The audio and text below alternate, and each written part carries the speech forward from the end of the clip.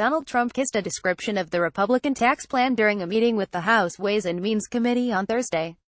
Tom Brenner, The New York Times. A year ago this week, America made what I believe history will record as one of the greatest electoral mistakes in the life of the nation. It elected Donald Trump President of the United States.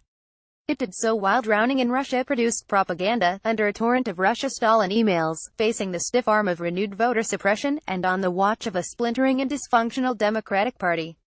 All of those caveats are valid and necessary, but they don't undo what has been done. They rightly call into question the legitimacy of Trump's presidency, but they don't nullify it. The only remedy is removal, and that's a very high bar, although recent moves in Special Counsel Robert Mueller's investigation have renewed hopes.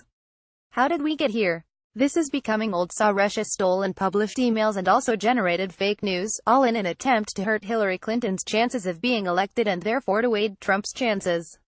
What is new is knowledge of the overwhelming extent of Russia's meddling and how it was aimed specifically at widening America's divisions. As Facebook's general counsel testified to a Senate committee last week, 126 million Americans may have been exposed to Russia-generated content on that platform alone. As a point of reference, only 137.5 million Americans voted in the 2016 election.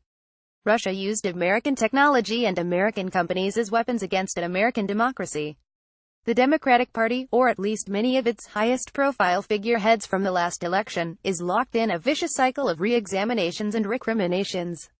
The latest of those is the controversial new political memoir, Hacks: The Inside Story of the Break-ins and Breakdowns That Put Donald Trump in the White House, by Donna Brazile, about serving as acting head of the Democratic National Committee during the last legs of the campaign. The book is dishy on a personal level but damaging on a political level. Maybe that's the point. As Joanne Reed wrote on the Daily Beast, Donna Brazile may be burning the village in order to save it, but at a time when Trump is scrambling for anything at all to distract from Mueller's plotting and fruitful investigation, is it the right time to start a three-alarm? I don't begrudge anyone the right to tell his or her own story, but my focus now is on protecting the country from Trump, and nothing else. Brazile contended on ABC's This Week that there would be no truly good time for her to release her book, and that people questioning the timing could go to hell. The problem is that we're already in hell and trying to dig our way out, and many of us are crestfallen when any obstacle is added that might impede that effort. A Newsweek cover story last week declared, Trump is leading the most corrupt administration in U.S. history, one of first-class kleptocrats. He is a joke on the international stage. He is pushing us closer to an unthinkable nuclear conflict with North Korea. He is inflaming racial tensions by siding with the racists. His Justice Department is chipping away at civil rights.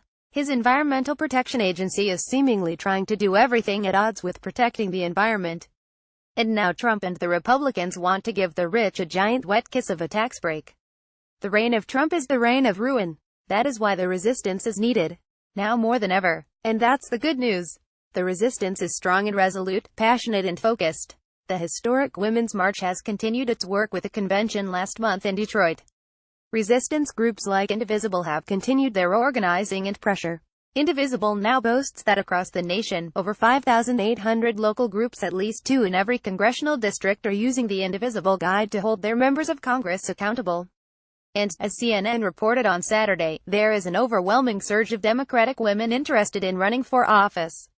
More people in polls appear to be waking to the reality that Trump is a walking failure who built his legend and his fortune on the lies that he was savvy and shrewd and a consummate dealmaker.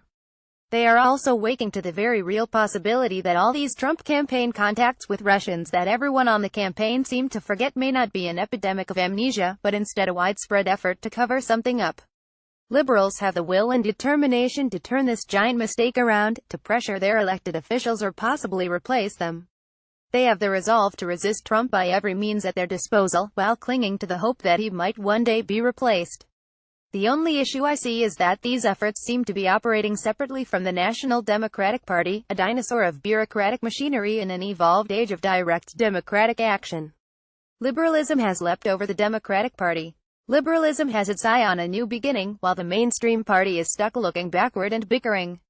The resistance isn't part of the old Democratic Party. The resistance is the new Democratic Party, or at least its future.